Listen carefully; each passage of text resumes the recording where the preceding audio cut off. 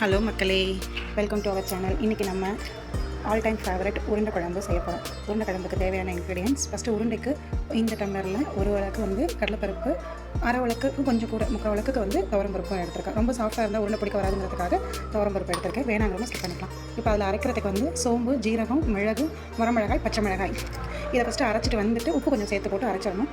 அதுக்கப்புறம் வந்து பெரிய வெங்காயம், இஞ்சி, பூண்டு, கருவேப்பிலை, மல்லி, தேங்காய் இதெல்லாம் உருண்டைக்கு. அடுத்து நம்ம தாளிப்புக்கு வந்து தாளிப்பு பட்டை சோம்பு போட்டு தாளிக்கும் போது வெங்காயம், தக்காளி, கருவேப்பிலை, அரைக்கிறதுக்கு மசாலா, தேங்காய், பூண்டு, ஒரே ஒரு ஏலக்காய், கொஞ்சம் சோம்பு இதை போட்டு அரைச்சிட்டு வந்தோம். இப்போ நம்ம மிக்ஸி ஜாரில் வந்து கடலைப்பருப்பு, துவரம்பருப்பு ஊற வச்சுருந்தோம்ல 2 மணி நேரம், அந்த பருப்பையும் இந்த இன்க்ரீடியன்ட் எல்லாத்தையும் போட்டு குறகுறப்பாக அரைச்சிட்டு வந்துடும். இப்போ நம்ம குறகுறப்பாக இந்த அளவுக்கு அரைச்சிட்டு வந்தாச்சு உப்பு போட்டு. இப்போ இதில் இருக்க எல்லா இதுலையும் இதில் போட்டு மிக்ஸ் பண்ணி உருண்டை பிடிச்சி வேக வைக்க போகிறோம். இப்போ நம்ம அரைச்ச மாவை இது மாதிரி உருண்டைகளாக பிடிச்சி வேக வச்சு எடுத்துக்கலாம்.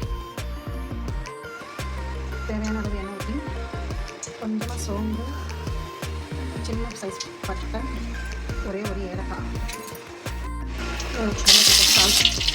கருவேப்பிலை தாளிச்சதும் வெங்காயம், வெங்காயம் வதங்கிடுச்சு. தக்காளி போட்டு நல்லா போட்டு வதக்கணும்.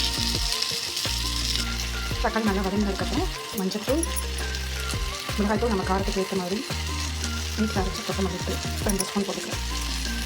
திக்னஸ் கொடுக்கணுன்றதுனால நான் ஒரு 2 ஸ்பூன் போட்டுருக்கேன். மிளகாய்த்தூள் என்னோட வீட்டில் அரைச்சதுனால கொஞ்சம் காரமாக இருக்கனால நான் காரத்தை கம்மியாக போட்டுருக்கேன். உங்களுக்கு வேணுங்கிற அளவுக்கு நீங்கள் போட்டுக்கலாம். இந்த அளவுக்கு வதங்கி வந்ததுக்கப்புறம் நான் வந்து கழுவி தண்ணி எடுத்து வச்சுருந்தேன். அதை ஊற்றிக்கலாம். இப்போ இதை மூடி வச்சு ஒரு 2 நிமிஷம் 3 நிமிஷம் கொதி விட்டு அந்த பச்சை வாடை மாறினதுக்கப்புறம் இப்போ இது நல்லா கொதி வந்துருச்சு. இந்த ஸ்டேஜில் புளி நம்ம ஆல்ரெடி ஒரு சின்ன நெல்லிக்காய் சைஸ் ஊற வச்சு வச்சுருக்கோம். இதை ஆட் பண்ணிக்கலாம். நான் ஒரு 3 பேருக்கு தகுந்த மாதிரி சமைக்கிறேன். அதுக்கு தகுந்த மாதிரி நீங்கள் ஆளுக்கு தகுந்த மாதிரி கொஞ்சம் கூட குறைச்சி யூஸ் பண்ணிக்கோங்க. இதோடையே நம்ம அந்த பருப்பு அரைச்சிருந்த மிக்ஸியில் இருக்கும்ல, அந்த எக்ஸ்ட்ரா அதையும் கழுகி இதில் ஊற்றிடலாம். போகும் அது வந்து குழம்பு கொடுக்கும் கொஞ்சம் குழம்பு. மறுபடியும் மூடி போட்டு ஒரு 5 நிமிஷத்துக்கு மறுபடியும் கொதிக்க விடலாம். இப்போ நம்மளோட குழம்பு நல்லா கொதிச்சிட்ருக்கு.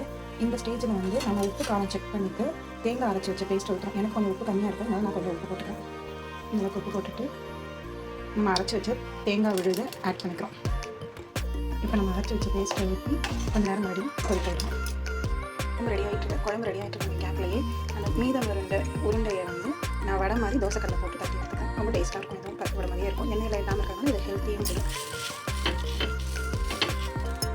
இப்போ இந்த வடை மாதிரி தட்டிட்டு கொஞ்சமாக நேராக எண்ணெய் ஊற்றிக்கலாம். ரொம்ப எண்ணெய் தேவைப்படுறதுக்கு லைட்டாக எண்ணெய் ஊற்றக்கூடாது.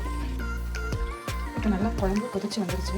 இப்போ நம்ம வேக வச்ச நான் சின்ன குழந்தைல சொல்கிறேன் லட்டு என்கின்ற பருப்பு உருண்டையை வேக வச்சு குழம்புல போட்டுக்கலாம். அடுப்பில் சிம்மில் வச்சுட்டு நம்ம ஒரு உருண்டையை உள்ள ஆட் பண்ணிக்கலாம்.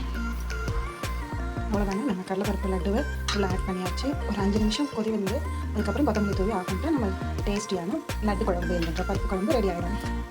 அவ்வளோதாங்க. இங்கே நம்ம வந்து இந்த சைடு நம்ம எடுத்து வச்சுருந்த பருப்பில் தட்டின வடை ரெடி ஆகிடுச்சு. சுட சுட டேஸ்ட்டாக இருக்கும். சாப்பிட்டு பார்த்துட்டு சொல்லுங்கள். இப்போ ஃபைனலாக கொத்தமல்லி தூவிட்டு நம்ம கடலைப்பருப்பு லட்டு குழம்பு உருண்டை குழம்பு ரெடி.